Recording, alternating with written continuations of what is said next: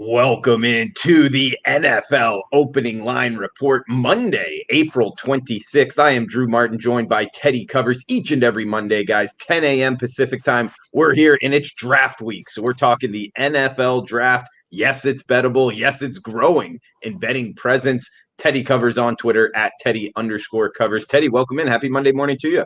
Hey, great to be here, Drew. How are you today, my friend? I'm doing good. Good weekend overall. MLB was solid, and now I'm turning my focus here, on the diamond and also to the NFL draft, kind of breaking down all of these players. And I'll tell you, Teddy, it's one thing betting the NFL draft. You go look at these players and kind of project how they're going to do to the NFL, but it's a whole different type of thing to go, wow, what is this NFL GM, head coach, owner going to do? I think that's a very difficult handicap to handicap another human being's decision. I don't disagree with that. Although, it's kind of what we do all the time. The concept of handicapping doesn't usually present itself to easy decisions. It presents itself, you got to do some work.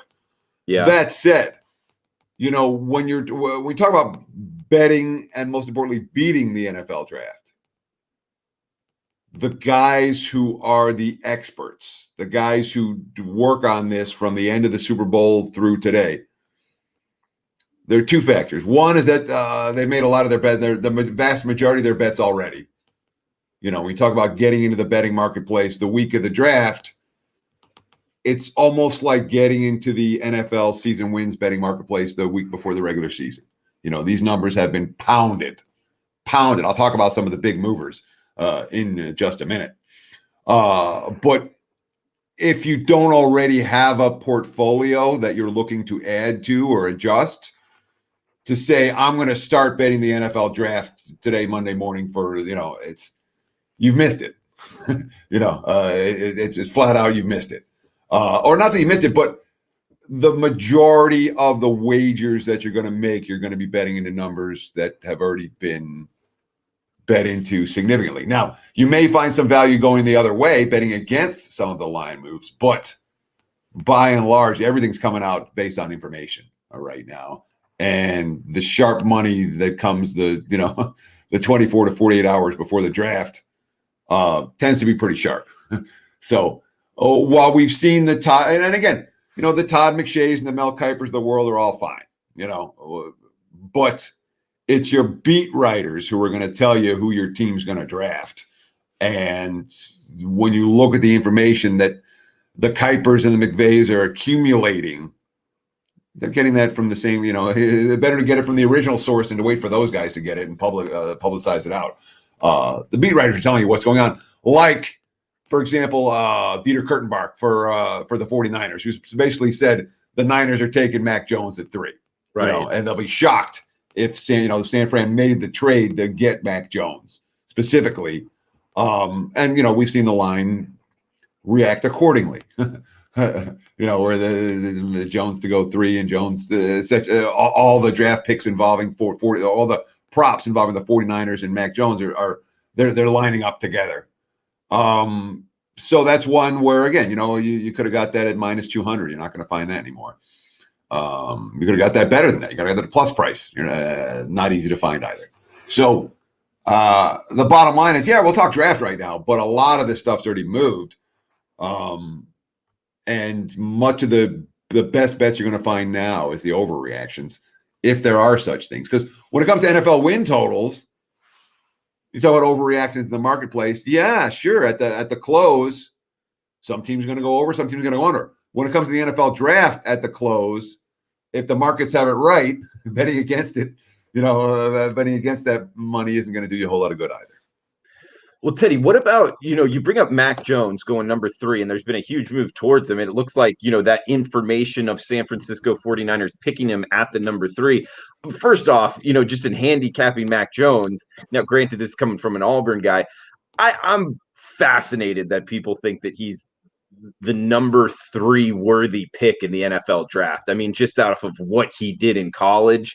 Having said that, how much you talked about, jumping in and maybe going against some of these moves, Teddy.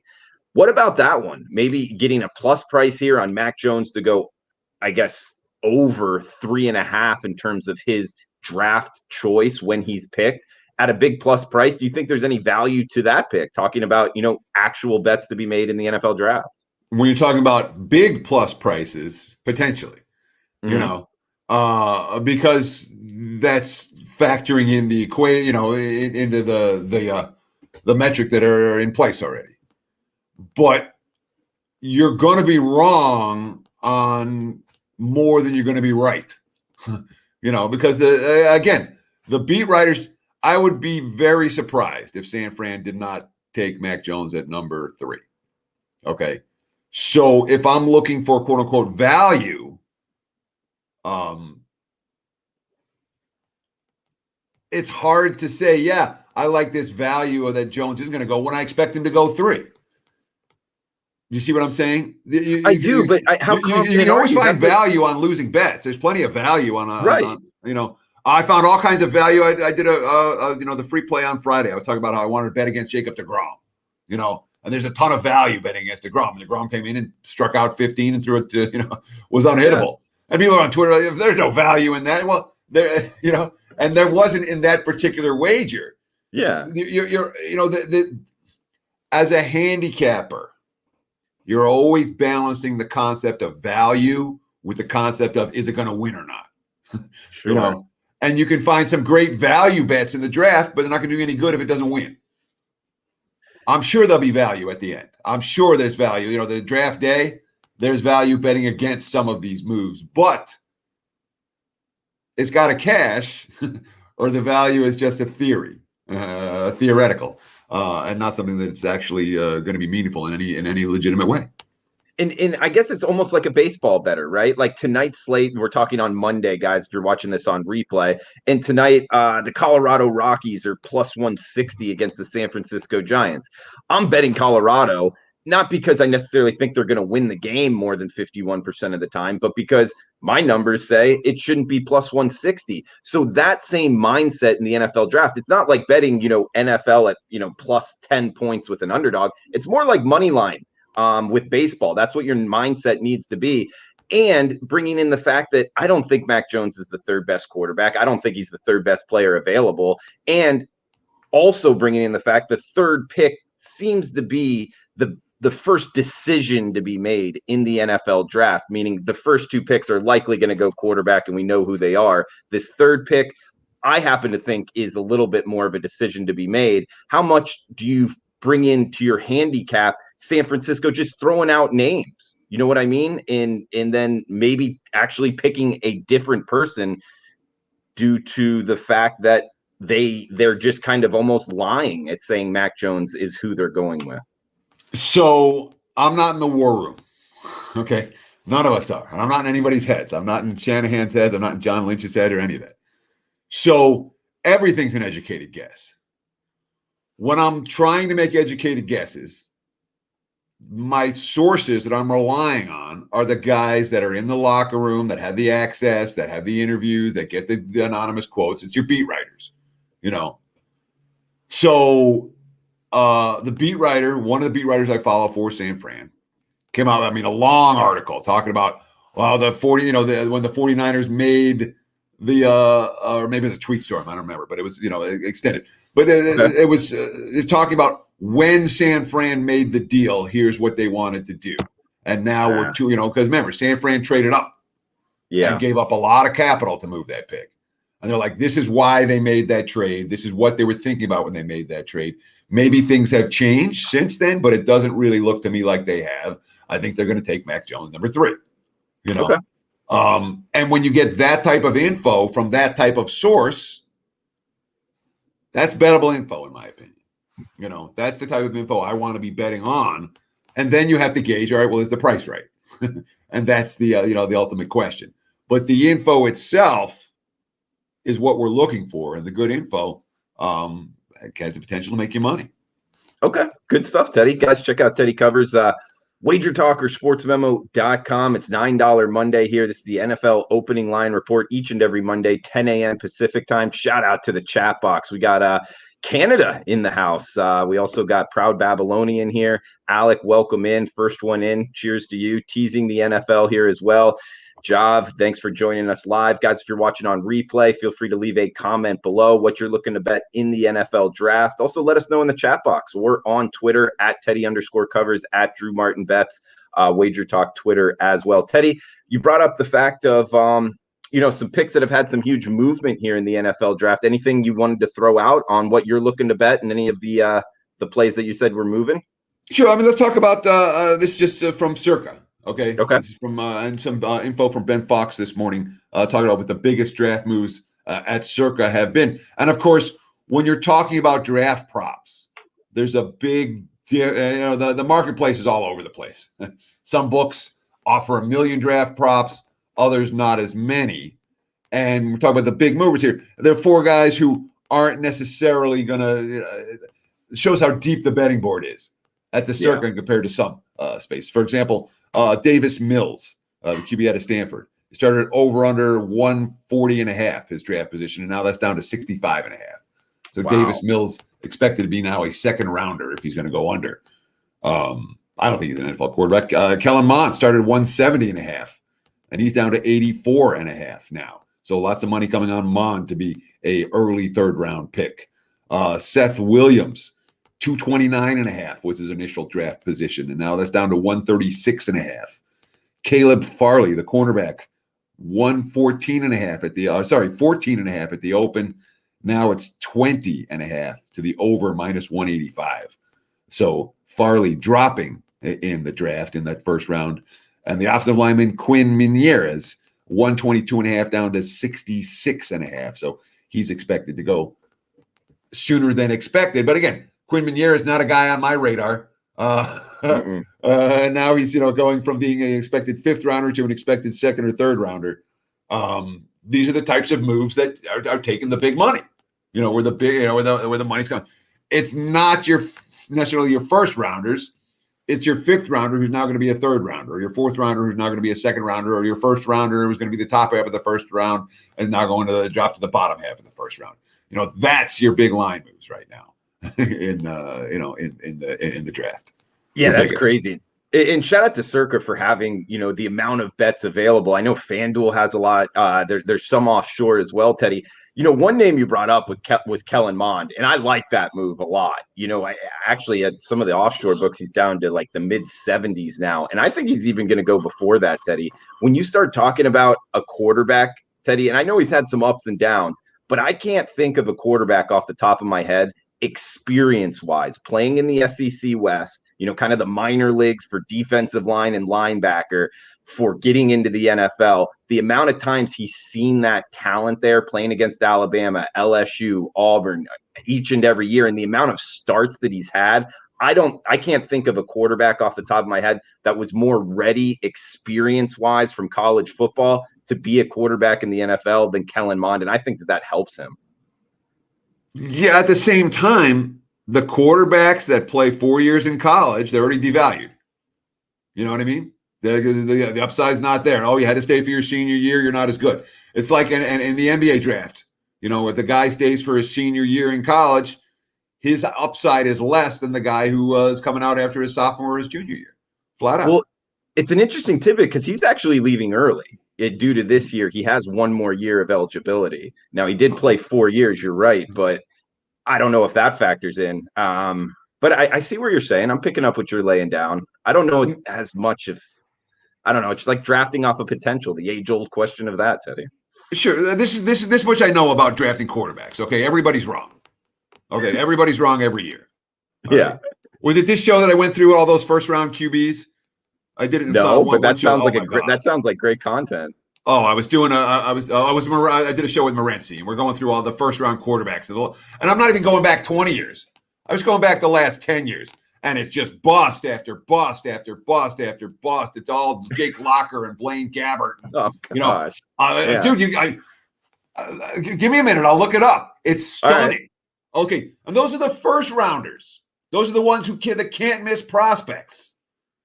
When you start getting to the 2nd and the 3rd and the 6th rounders, you're in backup territory. You're in some guy who you never want to start an NFL game for. If he starts, you're going to be a dog and you're going to lose. I don't look at Kellen Mond as being a guy who's going to start an NFL game as who's going to win a job out of camp and start and take that team to victory. I don't look at Kellen Mond as being that type of impact player. Do you? Look, I don't think talent-wise he's the top. I don't want to make it like that, Teddy. I just think, he's decent. I mean, when you start talking about Davis Mills, like in this move, like I don't know. I don't think he's. I would take Kellen Mond over Davis Mills. I would take Kellen Mond over a lot of guys. I mean, heck, Mac Jones. I'm not sure Mac Jones is the best quarterback in the SEC West this past year, and now he's going third overall. It is kind of crazy, Teddy. Just the whole handicapping of the NFL draft and where this comes. It's almost like a name gets hot and he just rises up like that. One GM likes him, and then it's almost like the recruiting process into college football. If you get an offer from Alabama, all of a sudden you weren't even rated, and now you're a 4-star recruit. It's not a lot of science to it. It's just more, hey, this guy thinks this, so he must be good. And then look at the other end of the equation. All right. And Tua, to me, is the ultimate. I mean, there's no better example than Tua. Tua was the hottest prospect in all of college football, right? Can't miss. Yeah. Okay. Tank for Tua. Yeah. Tank for Tua. Right. All right. He comes in. He plays a half a dozen games for a team that wins 10 games. And in the offseason, they're like, well, is Tua good enough? Maybe we should trade him. Maybe we should go draft another guy. It's like hope always springs eternal. The Sam Darnold trade for the Jets, which I will continue to rip forever. I don't care if he busts in Carolina. It's like, here's a guy, was he number 3 overall? Okay. Yeah, I think so. You spent your draft capital, you developed the guy. He had mono. He had no offensive line, no receivers, no playing for the worst coaching staff in football, et cetera, et cetera. And 3 years later, you're like, no, let's start the whole process over again. And then you look at like your Will Greers of the world. Okay. And Will Greer's the guy Will Greer's, I love his upside. I loved his upside. Where's he end up? He ends up in Carolina. He's a 3rd rounder. He's not going anywhere. Will Greer's going to sit on a bench somewhere forever. And he's never going to get his chance and never going to have a real shot to start for an NFL team. Good or not, doesn't matter. If you're not in that opportunity, you're not in that opportunity. Who else we had? We had, let's see. Baker Mayfield, Sam Darnold, Josh Allen, Josh Rosen, Lamar Jackson, Mason Rudolph. Those are top 6 in 2018. Half good, half bust. Roll those dice. And it's, there's so many. Luke Falk, man. How's he doing these days? Dwayne Haskins, isn't he out of the league already? He couldn't miss. Don't tell me Trubisky was number 2 overall, wasn't he? Luke Falk was a 1st-round pick? No. Oh, he couldn't have been. No, but Paxton Lynch was. Oh my gosh, Teddy! I gotta read what you're reading, man. That's amazing that all of these busts happen. Luke Falk, I knew it. He didn't play in the bowl game. He was complaining about it, and then sure enough, I'm like, why would an NFL team pick him coming out of that offense? He was a bust. I wish I could have bet on that. You start looking at the 2nd rounders are worse, dude. 2nd rounders are all Christian Hackenberg. Whatever happened to him? Yeah, exactly. What happened was he busted. He was. You look at the number 1, number 2, Jameis Winston, Marcus Mariota. How'd that work out? Mariota's decent, I guess. They're both okay. Mariota's a career backup. That's what Mac Jones Mariota will never start again. Winston's fighting with Taysom Hill for maybe getting a job after sitting on the bench last year. Blake Bortles was the first QB taken in 2014, followed by Manziel. Yeah. Johnny Football can't miss. Blake Bortles can't miss. Geno Smith and E.J. Manuel were the top 2 QBs in 2013, followed by Mike Glennon and Matt Barkley and Ryan Nassib. How many wins does that group have? That's the entire QB class. I could go on. Teddy, that's bad. That one was bad. What year was Year that? after year, dude. It's not unique. It's not like that was a bad year. There's every year there's a Logan Thomas and an Aaron Murgy and an A.J. McCarron and a Zach Mettenberger. There's a Garrett Gilbert out there. There's a Zach Dysert. Landry Jones. This is his year to go. Oh, come on. Wow. That's amazing, Teddy. We need to do a show just on all the busts and almost like where are they now in their lives? That's crazy. So we could do it at quarterback, but you could literally do it at every single position. Okay, half of these first rounders, half of these can't miss prospects are going to wash out. They're going to fail. All right, half of them are not going to make their teams better. They're going to bounce around the league and the first rounders will get 2 or 3 chances. The guys that crap out in the third round, they don't get another. They're not going to get another chance necessarily. The pundits are wrong. The draft evaluators are wrong. The combine is wrong. None of it tells you who's going to be a good player or not. Okay? None of it does. It's a lot of random chance. It's a lot of, did you get into the right system and the right position coach at the right time? Is there a spot for you? There's a ton of randomness to it. And when the guys that spend all year round, I mean, you look at the staffs for these GMs, they have a dozen guys on staff a year round. All they're doing is scouting, and that's, like that's their full-time job. And they get half of the picks wrong, more. It's not easy to predict. It's not easy to predict, how their skill set from college is going to play out in the NFL and how your mindset's going to be when you've been working really hard your whole life to achieve a dream, and now you're a millionaire. It's a big difference. Mm-hmm. Great stuff, Teddy. That is amazing. All of those names not panning out in the NFL draft, and I'm sure we can name more. So, hey, it's just a reminder here, guys. This is not an exact science at all. It's having to handicap individuals making decisions makes it even tougher. Teddy, just a couple bets here before we kind of sign off. I'm seeing the Raiders first pick, defense or offense. Defense -155, offense +115. Any value here, and what our Las Vegas Raiders do? So I would expect to see defense go there. I really would. It deserves to be chalk. And at this stage of the betting proposition, at this stage, you're going to have to lay chalk with the good bets that you're going to make. Okay. You're not going to find a lot of good bets at +150. The good bets you're going to make are -150. Okay. Does that make sense? Yeah, no, absolutely. I mean, do you think there is just because all the information has kind of been out, like you talked about at the top of the show, in terms of you got to get ahead of some of these things. And I'm with you. The majority of bets are going to be tough to find, the +150, +200 winners here, just because a lot of that information's already out. Do you think there is any kind of advantage in betting some of these, I want to say, unique bets in terms of Mr. Irrelevant? Is it offense or defense, -110 on each side, Mr. Irrelevant being the last pick in the draft? Do you think there's anything to those type of bets? If you have an edge, you can. I mean, there's something to be said for finding some of these bets where there's a legit edge of one sort or another. But for the last draft pick taken, offense or defense, that's a coin flip. All right, there's no edge there. There's a handful of teams that I expect to play. Browns to take defense first. That's one that stood out to me, but that's -$2 or higher now. The Bills to take defense first is one that stood out to me. The Saints to pick defense first is one that stood out to me. There was another one with total number of offensive versus defensive players in the first round, and the defensive number was the offensive number was over under 18.5, and I like the under in that one. The top half of the first round is going to be largely offense. The bottom half of the first round looks to me to be largely defense. So I do expect a few more defensive players to get picked in the first round than the markets are expecting as we speak right now.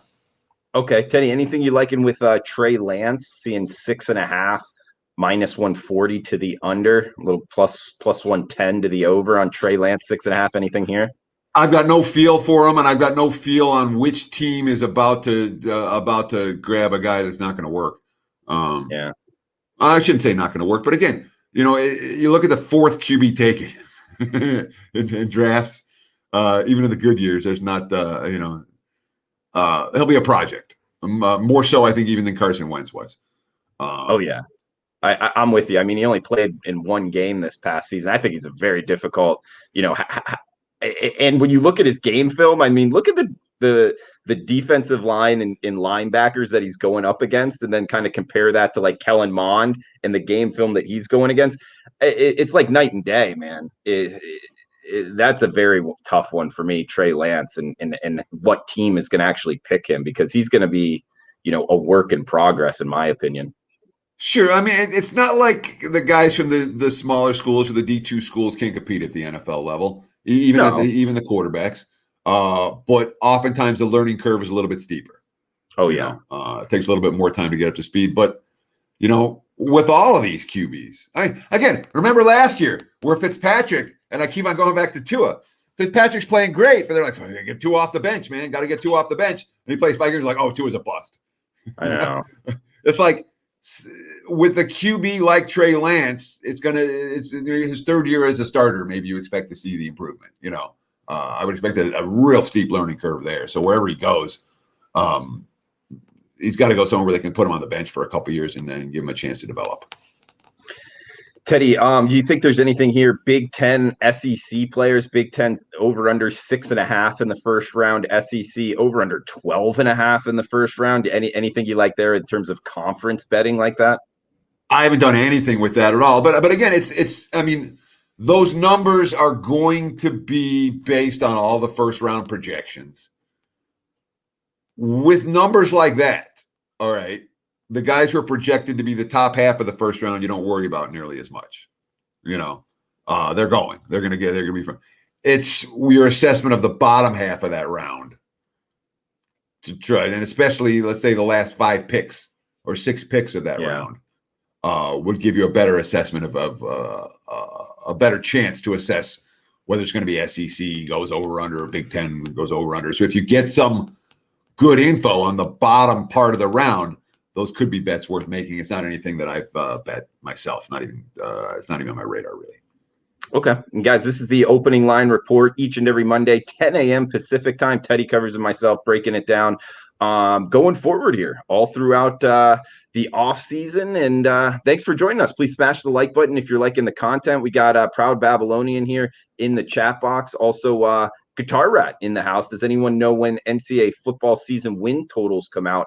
Actually, Teddy, I believe they were first leading the market at South Point there, Chris Andrews.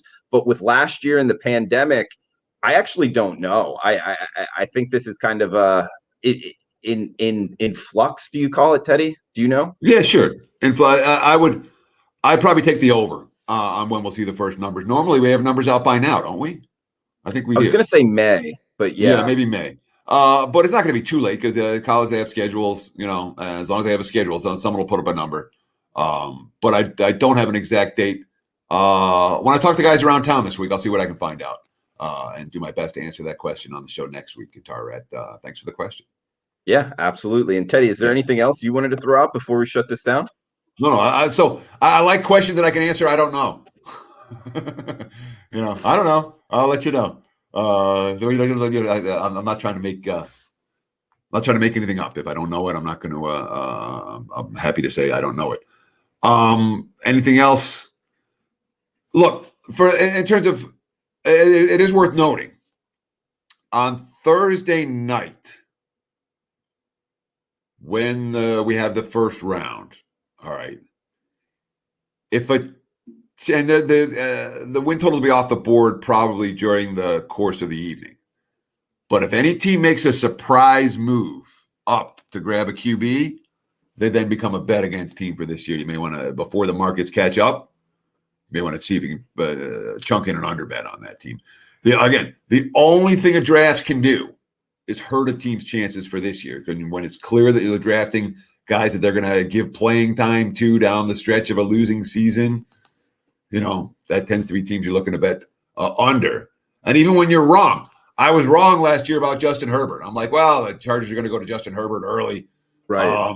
And they're going to develop this young QB, and it's a throwaway season. And Herbert ended up being a huge upgrade, and the Chargers still ended up going under their season win total because he got the job because they started out so badly. So one of the things I'm looking for, teams that draft that first round QB tend to be unders, and teams that make a move up to draft a first round QB tend to be unders as well. I like it, Teddy. I like that philosophy. I think that comes through. We do have another question here, Brad Babylonian, saying Najee Harris over under 28 and a half. Anything there real quick, Teddy? I saw him projected a couple spots to Kansas City at 32. I'm not in a rush to bet any running back under. Yeah. I'm not. So I would only play over 28. 28 and a half seems a bit high for Harris to me. Or a bit low, I should say. 31 and a half would be a different story. But 28 and a half, I could only bet over that number. Good stuff from Teddy Covers. Follow him on Twitter at Teddy_covers. I'm on Twitter at Drew Martin Bets. Guys, check out Teddy, WagerTalk or sportsmemo.com. $9 Monday, 80% MLB hot streak the last 5 days. And like always, his NFL season win totals have been money since 2001, 91 and 41. That's 69%. Over 2 decades, guys, doing this. His NFL season win totals have been absolutely money. You're going to want to stay tuned for when those are released. Teddy, any update on narrowing down when you're going to release something? Oh, no. I mean, give me a schedule first, man. Yeah, sure. That'll be, we'll release them over the summer, whether it's beginning of July, into July, beginning of August. We'll have, and usually I put that report in 2 parts. Part one's a majority. We'll have that, whether I'll let you know. That said, when you come back next Monday and watch opening line report, we'll be wrong, just like the pundits are. We'll get draft grades too. That'll be a lot of fun. I look forward to that. Draft grades for sure, guys. So for Teddy Lots Covers, of F's on my card.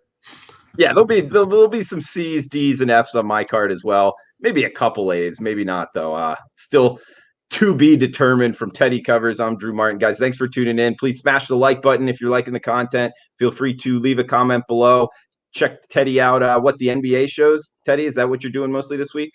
Yeah, I'll be on the NBA show tomorrow as well as on Wednesday. What's that, 11:45, or is it noon? I forget what time it is. On the West Coast, 3 o'clock on the East Coast. Yeah, I have to be ready at 11:45. We go on air at noon. So yeah, it's 3 o'clock. So I have the check-in time versus the actual air time. But you can check that out too every day, 5 days a week here in the WagerTalk YouTube channel, and I'll be on again tomorrow and Wednesday. Okay, guys, and stay tuned for the MLB betting show. First pitch coming up next. So thanks for tuning in, guys. Best of luck with your bets. We'll talk next Monday, same time, same place.